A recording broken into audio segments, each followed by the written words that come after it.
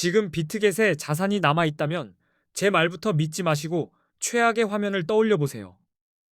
어느 날 갑자기 앱이 안 열리고 접속이 끊기고 출금이 멈추는 순간입니다. 그때는 공포가 아니라 후회가 먼저 옵니다. 한국에서 비트겟을 차단하는 흐름 이미 시작됐습니다. 최근 미신고 해외 가상자산 거래소 앱들이 구글 플레이 스토어에서 다운로드와 업데이트가 막혔고 비트겟도 같은 길을 걷고 있습니다. 새로 설치도 안 되고 업데이트도 안 됩니다. 더 무서운 건 앱만 막히는 게 아니라는 점입니다.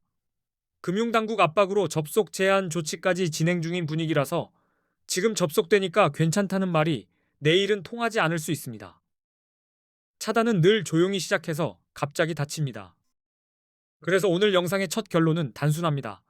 비트겟 이용자분들은 비트겟에 있는 자산을 신속히 다른 거래소나 개인 지갑으로 옮겨야 하는 상황입니다. 선물하시는 분들은 특히요. 증거금이 묶이면 포지션이 내 의지와 상관없이 흔들립니다. 이번 조치의 뿌리는 신고 여부입니다. 금융정보분석원 PIU에 정식 신고하지 않은 해외 거래소에 대한 제재로 보시면 됩니다. 비트겟은 국내 금융당국의 가상자산 사업자 바스프 VASP로 신고되어 있지 않은 상태로 알려져 있습니다. 그리고 구글 정책이 결정타가 됐습니다. 구글이 한국 금융당국 요청에 따라 미신고 해외 거래소 앱을 플레이스토어에서 퇴출시키기로 결정했고 그 결과 다운로드와 업데이트가 동시에 차단됐습니다. 신규 이용자분들이 막히는 이유가 여기 있습니다. 이런 조치는 보통 단계적으로 커집니다. 업데이트 차단이 먼저 오고 그 다음엔 접속이 불안정해지고 마지막엔 아예 접속 제한으로 이어질 수 있습니다. 이미 접속 제한 조치가 진행 중이라는 말이 나오니 기다릴 이유가 없다는 뜻입니다. 또 하나, 세금 이야기입니다. 국내 거래소는 앞으로 세금을 부과할 예정인데 해외 거래소는 세금 부과가 상대적으로 어렵습니다. 그러다 보니 금융당국이 강하게 조치에 나선 것으로 보입니다. 정책이 움직이면 이용자는 속도가 생명입니다. 기존 이용자분들은 나는 이미 설치돼 있어라고 안심하실 수 있습니다. 맞아요. 당분간은 사용할 수도 있습니다. 하지만 업데이트가 막히면 보안 패치가 끊기고 인증 오류나 기능 제한이 늘어날 수 있습니다. 시간이 지날수록 거래가 불편해지는 구조입니다.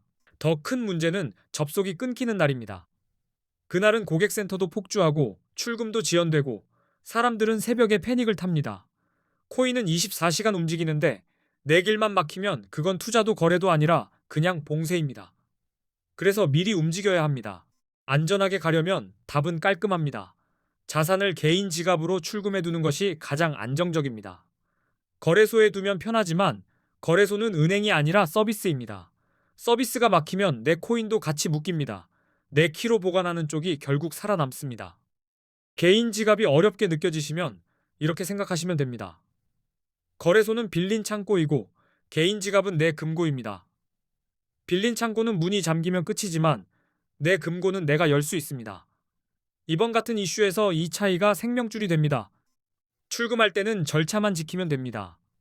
주소를 복사할 땐 한 글자라도 틀리면 안 되고 네트워크 선택도 맞춰야 합니다. 처음엔 소액으로 테스트 전송해서 도착 확인을 하고 그 다음에 본금을 옮기면 실수 확률이 확 줄어듭니다. 신규 이용자분들은 더 막막할 수 있습니다. 플레이스토어에서 앱 설치가 불가능해져서 시작 자체가 어려워지고 웹사이트 접속도 제한될 수 있습니다. 나중에 가입해야지라는 생각이 아예 못 들어간 애로 바뀌는 순간이 올 수 있습니다. 우회 접속으로 VPN을 쓰는 방법도 있습니다. 다만 보안 위험과 법적 위험을 감수해야 하고 접속이 되더라도 속도나 안정성이 들쭉날쭉할 수 있습니다. 무엇보다 이런 방식은 언제든 막힐 수 있어서 계속 기대는 건 위험한 선택입니다. 국내 거래소가 대안이 될 수는 있습니다. 하지만 선물 단타 관점에선 답답한 점이 많습니다. 국내 거래소는 레버리지 사용이 불가능하고 거래 수수료도 높게 느껴질 수 있습니다. 거기에 추후 세금까지 부과될 예정이라 저는 적극 추천드리긴 어렵습니다. 그래서 지금 이번 사태 이후 한국인들이 가장 많이 가입하고 이동하는 거래소 5곳을 비교 분석해뒀습니다. 공통적으로 원화 입금이 가능하고 한글 지원도 되고 수수료가 저렴한 곳들입니다. 가입 시 $100를 지급하는 이벤트를 하는 곳도 포함되어 그 5거래소의 정보는 고정 댓글에 정리해 두었습니다. 어디가 최고냐보다 내 자산이 당장 피신할 수 있냐가 더 중요합니다. 영상 끝나고 고정 댓글을 확인하셔서 이동 루트를 먼저 확보해 두시면 마음이 확 편해집니다. 자, 이제부터는 코인 선물 거래의 기본적인 단타법을 설명드리겠습니다. 특히 어떨 때 롱을 잡고 어떨 때 숏을 잡아야 하는지가 오늘의 핵심입니다. 복잡한 용어는 줄이고 차트에서 바로 보이는 신호로만 정리해 드릴게요. 비트코인 같은 암호화폐는 변동성이 너무 커서 진입 타이밍이 전부입니다. 같은 가격이라도 10분 차이로 수익이 손실로 뒤집힙니다. 그래서 먼저 롱 포지션과 숏 포지션의 개념을 간단히 잡고 그 다음에 진입 신호를 연결하겠습니다. 롱 포지션은 가격이 오를 것이라고 예상해 상승에 베팅하는 겁니다. 쉽게 말해 가격 상승에 탑승하는 거죠. 반면 숏 포지션은 가격이 떨어질 것이라 예상할 때 진입해서 하락에 베팅합니다. 선물은 이 두 선택을 상황에 맞게 바꾸는 게임입니다. 롱을 잡을 때 첫 번째는 차트가 상승 쪽으로 걷는지입니다. 고점이 점점 높아지고 저점도 같이 높아지면 상승 추세가 살아있다는 뜻입니다. 이때 무작정 쫓아가기보다 눌림이 나왔을 때 다시 반등하는 구간을 노리면 승률이 좋아집니다. 상승 추세는 단순히 기분이 아니라 반복 패턴으로 확인합니다. 여러 차례 고점을 높여가며 올라가는 흐름이 보이면 롱이 유리할 수 있습니다. 반대로 고점이 더 이상 높아지지 않으면 상승이 쉬어갈 수도 있으니 무리한 진입은 피하는 게 좋습니다. 기술적 분석에서 자주 나오는 골든 크로스도 체크합니다. 50일 이동평균선이 150일 이동평균선을 위로 돌파할 때인데 시장에서는 강한 상승 신호로 해석하곤 합니다. 큰 흐름이 위로 기울기 시작했다는 힌트로 쓰기 좋습니다. 거래량은 시장의 진짜 목소리입니다. 가격이 오를 때 거래량이 함께 증가하면 이 상승을 믿는 사람이 늘었다는 뜻일 수 있습니다. 이런 구간은 상승이 더 강력해질 가능성을 보여주기 때문에 롱 포지션 진입 근거가 될 수 있습니다. 뉴스도 반드시 확인하셔야 합니다. 규제 완화, 대형 기관 투자자들의 진입, ETF 승인 같은 긍정적인 외부 요인은 가격을 끌어올리는 불쏘시개가 됩니다. 차트가 올라갈 준비를 하고 있을 때 이런 뉴스가 나오면 롱이 더 빠르게 터질 때가 많습니다. 이제 숏 포지션입니다. 숏은 비트코인의 가격 하락이 예상될 때 진입합니다. 차트에서 하락 추세가 보이고 저점이 계속 낮아지는 패턴이 이어지면 숏이 유리해질 수 있습니다. 여기서 무리하게 롱을 잡으면 반등이 아니라 함정이 되기도 합니다. 하락 추세는 반등이 나와도 쉽게 끝나지 않을 때가 많습니다. 가격이 지속적으로 낮아지는 흐름에서 작은 반등은 숨고르기일 수 있습니다. 이런 구조를 이해하면 숏을 잡을 때도 감정이 아니라 구조로 들어가게 됩니다. 기술적 분석에서는 데드크로스를 하락 신호로 봅니다. 50일 이동평균선이 150일 이동평균선 아래로 내려갈 때인데 시장이 아래로 기울었다는 표시로 해석할 수 있습니다.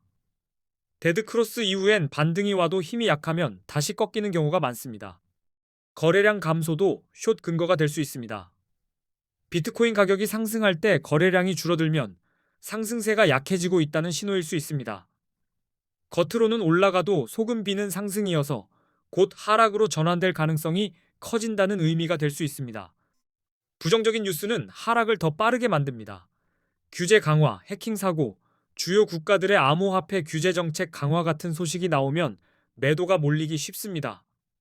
이런 날은 하락이 계단이 아니라 미끄럼틀처럼 나올 때가 있어서 숏이 유리할 수 있습니다. 이제 보조지표 활용입니다. 비트코인 시장에서는 기술적 분석이 매우 중요합니다. 대표적으로 RSI, 맥디, 볼린저 밴드가 있고요. 이 지표들은 지금 비싸냐, 싸냐와 지금 힘이 붙었냐, 빠졌냐를 숫자로 보여줘서 판단을 돕습니다. RSI로 과매수, 과매도를 판단합니다. RSI가 70 이상이면 과매수로 해석되어 숏을 고려할 수 있고 30 이하이면 과매도로 해석되어 롱이 유리할 수 있습니다. 단, 강한 상승장에서는 70 위에서 오래 버티는 경우도 있어서 추세와 같이 보셔야 합니다. 맥디는 흐름의 방향 전환을 읽는 데 도움이 됩니다. 선이 교차하거나 히스토그램이 힘을 잃는 모습이 보이면 모멘텀이 약해졌다는 신호일 수 있습니다. 롱에서 숏으로, 숏에서 롱으로 바뀌는 지점을 찾을 때 자주 쓰입니다. 볼린저 밴드는 변동성과 압력을 보여줍니다. 밴드가 좁아지면 에너지를 모으는 구간이고 갑자기 넓어지면 변동성이 터지는 구간일 수 있습니다. 이때 가격이 밴드 상단을 타고 올라가면 롱 쪽, 하단을 밀면 숏 쪽이 유리해지는 경우가 있습니다. 중요한 건 지표를 정답으로 쓰지 않는 겁니다. 지표는 방향 표지판이고 최종 결정은 추세와 거래량과 뉴스가 함께 만듭니다. 신호가 하나씩 겹칠수록 확률이 올라가고 서로 반대면 일단 멈춰서 상황을 다시 보는 게 좋습니다. 그래서 저는 항상 이렇게 정리합니다. 롱은 상승 추세와 긍정 신호가 모일 때, 숏은 하락 추세와 부정 신호가 모일 때 유리합니다.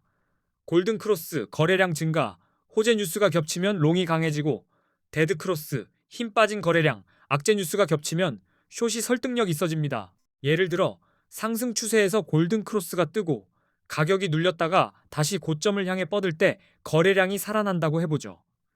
이때 RSI가 과매도권에서 올라오며 힘을 붙이면 롱이 근거 있는 도전이 됩니다. 이런 식으로 퍼즐을 맞추는 겁니다. 반대로 하락 추세에서 데드 크로스가 나오고 반등은 나오는데 거래량이 시들하다면 어떨까요? RSI가 위로 치고 올라가다가 중간에서 꺾이면 반등이 끝나고 다시 내려갈 가능성이 커집니다. 이런 구간에서 숏이 더 편한 선택이 될 수 있습니다. 그리고 단타라도 큰 흐름은 꼭 보셔야 합니다. 큰 파도가 내려가는데 작은 파도 하나 보고 롱을 잡으면 쉽게 휩쓸립니다. 큰 흐름을 먼저 확인하고 그 다음에 짧은 시간봉에서 진입 타점을 잡으면 같은 단타라도 결과가 달라집니다. 주문 방식도 습관이 됩니다. 무조건 시장가로 뛰어들기보다 지정가로 천천히 들어가면 수수료도 관리가 되고 멘탈도 덜 흔들립니다. 손절과 익절은 그때 가서가 아니라 미리 정해두면 숏이든 롱이든 감정이 끼어들 틈이 줄어듭니다. 단타는 화려해 보이지만 실제로는 규칙 싸움입니다. 진입 전에 손절 라인을 정해두고 레버리지는 욕심내지 말고 한 번의 승부가 아니라 여러 번의 기회로 계좌를 굴리는 게 중요합니다. 이 기본이 잡히면 롱이든 숏이든 흔들리지 않습니다. 다시 한번 말씀드립니다. 지금 비트겟 차단 이슈로 가장 중요한 건 자산 이동입니다. 고정 댓글에 한국인들이 많이 넘어가는 5거래소 비교와 원화 입금, 한글 지원, 수수료, 이벤트까지 정리해뒀습니다. 꼭 확인해 주시기 바랍니다. 고정 댓글엔 이동 과정에서 자주 막히는 부분, 예를 들면 원화 입금 흐름과 수수료 절약 팁까지 함께 적어뒀습니다. 급할수록 더 꼼꼼하게 옮기시고 자산이 안전한 곳에 도착한 뒤에 매매를 이어가시면 됩니다. 이 영상이 코인 단타에 도움이 되셨습니까? 앞으로도 이렇게 실전에 바로 쓰는 내용으로 좋은 영상 많이 올리겠습니다. 끝까지 시청해주셔서 감사합니다. 다음 영상에서 더 단단한 매매로 다시 뵙겠습니다.